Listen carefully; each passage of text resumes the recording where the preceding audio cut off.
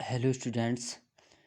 BA second year का fourth semester है students, राजनीति शास्त्र का।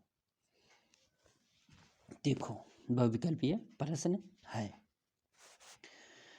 इमैनुअल कांट का जन्म कब हुआ? 1724 ईस्वी में। शुद्ध बुद्धि का मीमांसा की रचना किसने की? इमैनुअल कांट ने। व्यवहारिक बुद्धि मीमांसा द क्लियू ऑफ प्रैक्टिकल रीजन किसकी रचना है?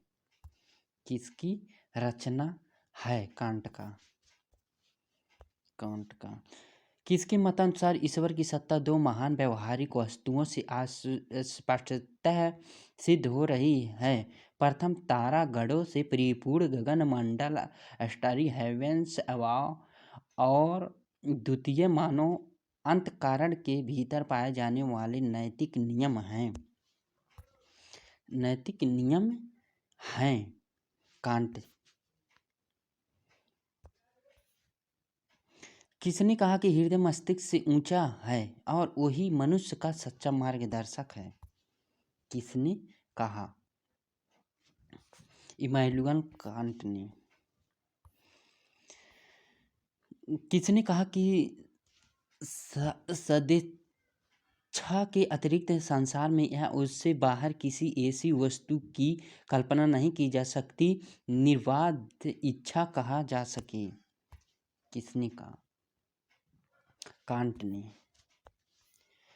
किसके मतानुसार संपत्ति के बिना मनुष्य का पूर्ण विकास नहीं हो सकता है, क्योंकि संपत्ति उसकी इच्छा की ही अभिव्यक्ति पूर्ण है?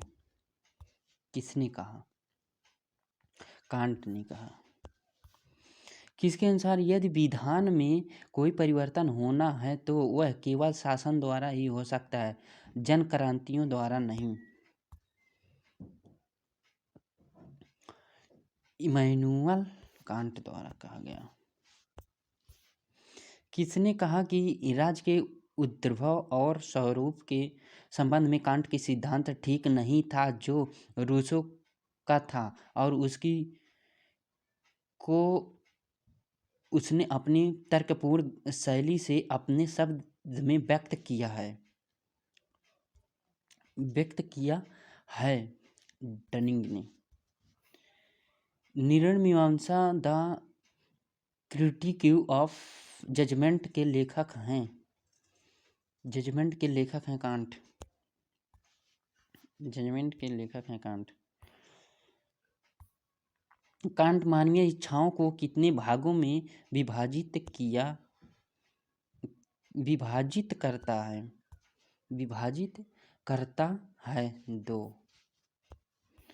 किसने कहा कि राज्य व्यक्तियों का समूह है जो कुछ कानूनों द्वारा एकता के सूत्र में बंधा जाता है? किसने कहा? कांट ने कहा।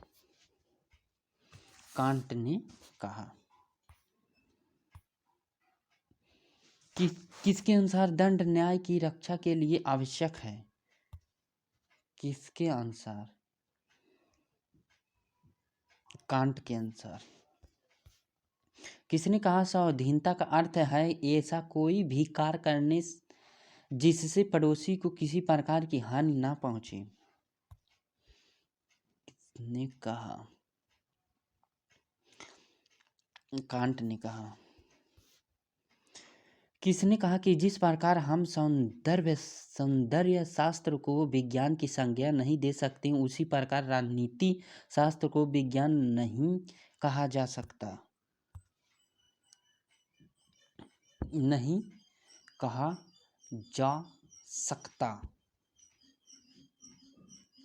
कहा जा सकता, संज्ञा नहीं दे सकते, उसी प्रकार राजनीति शास्त्र को विज्ञान नहीं कहा जा सकता। बर्क ने।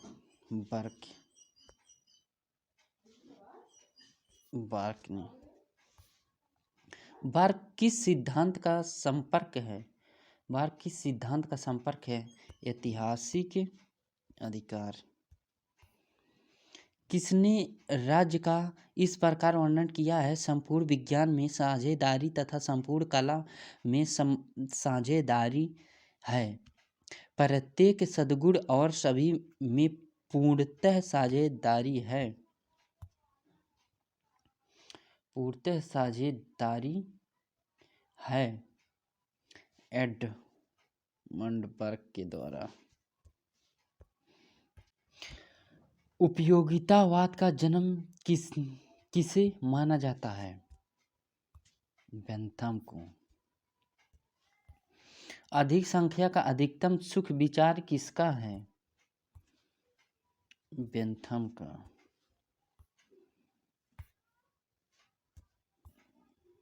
अधिकतम व्यक्तियों का अधिकतम कल्याण किस विचारधारा से संबंधित है?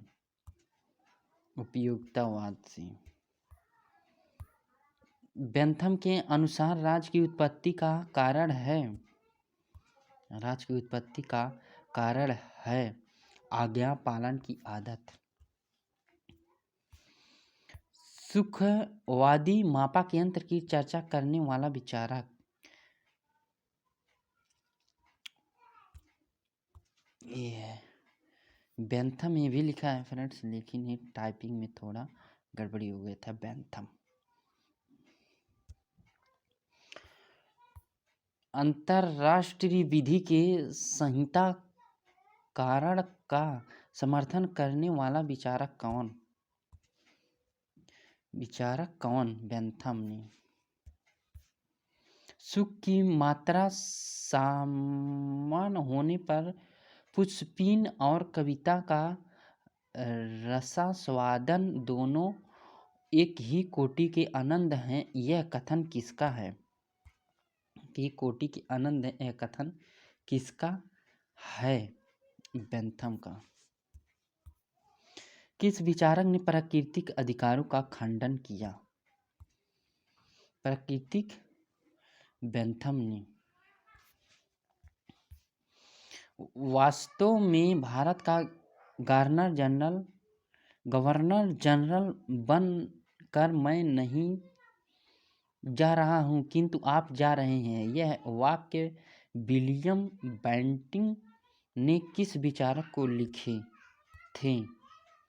किस विचारक को लिखे थे? बेंथम को।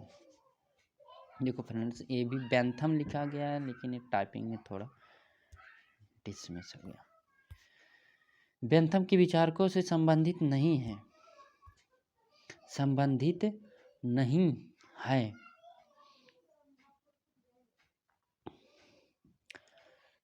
अतिरिक्त मूल्य का सिद्धांत। सुख दुख का समाकलन के विचार का प्रतिपादन किसने किया? बेंथम ने किया। बेंथम ने। सार्वजनिक कल्याण विधेयक का अध्याय होने चाहिए, यह किसने कहा? बेंथम ने कहा। अतिकल्पना के आविष्कार के रूप में प्राकृतिक अधिकारों को किसने दोषी पाया? बेंथम ने। दुख एवं प्रसन्नता दो संप्रभु स्वामी है, किसने कहा? बेंथम ने कहा। निम्न में कौन आदर्शवादी विचारक नहीं है? बेंथम ने।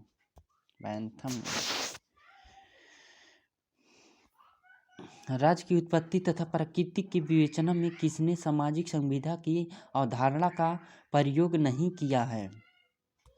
बेंथम ने।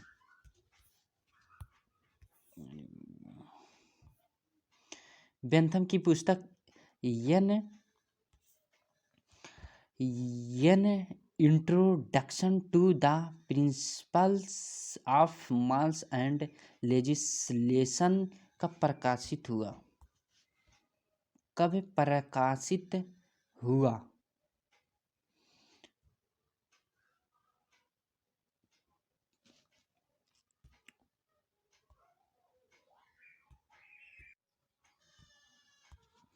1789 में बेंथम का जन्म कब हुआ था?